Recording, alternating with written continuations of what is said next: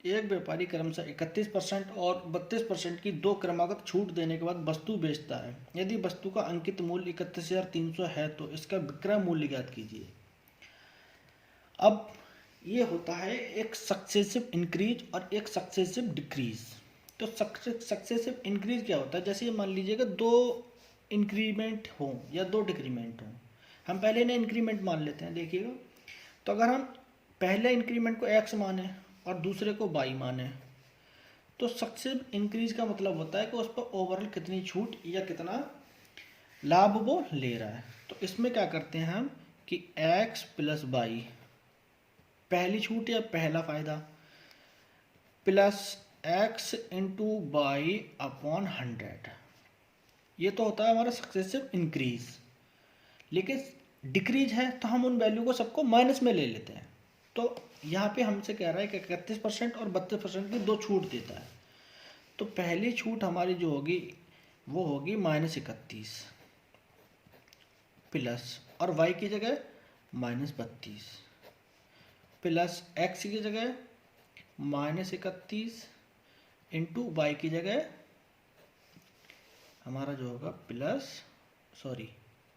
-32 और बटा 100।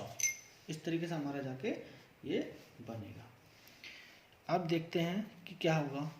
यहाँ से -31 -32 को अगर हम करेंगे तो ये हमारा हो जाएगा 2 और 1 3 और 3 और 3 6, ये हमारा जाके बनेगा। और ये हमारा -63 यहाँ से हो जाएगा। अब माइनस की और गुणा करेंगे तो ये हमारा माइनस माइनस प्लस हो जाएगा। और 31 और 32 की अगर हम गुणा करेंगे तो ये जो हमारा आएगा +992 अपॉन 100। इसको आगे देखते हैं तो -63 प्लस 9.92 ये होगा। और इसमें से हम इसको माइनस करेंगे, -63 में से 9.92 को, तो -63 प्लस 9.92 होगा हमारा -53.08, यानी ओवरऑल हम उसको इतने की छूट दे रहे हैं। और जो हमारी वैल्यू है इतने की तो हम छूट देंगे टोटल, क्योंकि सक्सेसिव इंक्रीज सक्सेसिव डिक्रीज हमने एक बार में निकाल लिया। और मार्क प्राइस उसका क्या 31,300 है अंकित मूल्य। तो अंकित मूल्य अगर 31,300 है और हम इतने की उसे छूट दे रहे हैं तो इसकी वैल्यू हमारी जो विक्रय मूल्य है वो क्या बचेगा। तो विक्रय मूल्य अगर हम इतने की छूट दे रहे हैं तो मतलब है कि 100 में हमने 53.08 की छूट दे दी, तो जो उसकी वैल्यू बचेगी हमारी 31,100 की, वो इतनी छूट देने के बाद हमारी इतनी बचेगी। तो 100 में से अगर हम 53.08 को निकाल देंगे तो ये हमारा बचेगा 46.92, इतना बचेगा। तो इसकी जो हमारी वैल्यू बचेगी ये बचेगी 46.92%।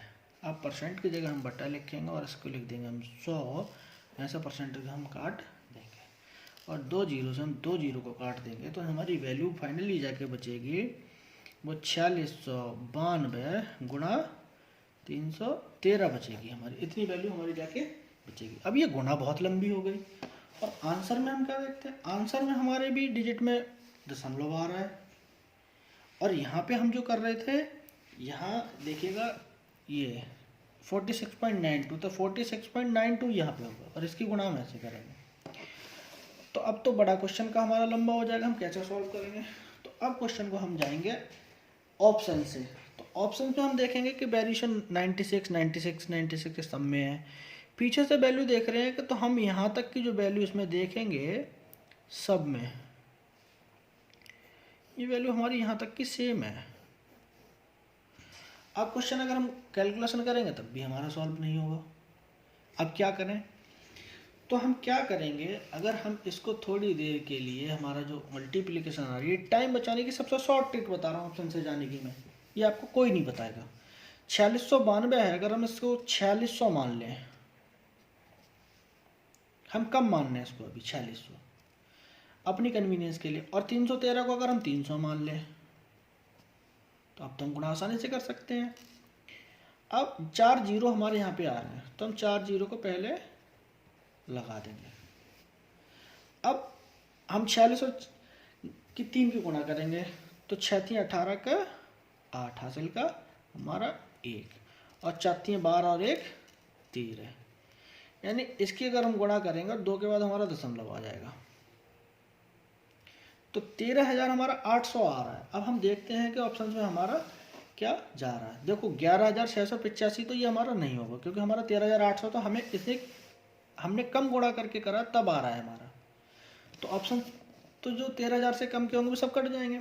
अब ये भी कट गया, ये भी कट गया, लेकिन 13 और 14 ये आ रहा है तो हमारी जो गुणा हो रही है वो पहले ही आ रही है 13,800 और ऑप्शन में हमें दे रखा है 13,685, तो ये तो ऑप्शन नहीं होगा तो हमारा ये भी कट गया।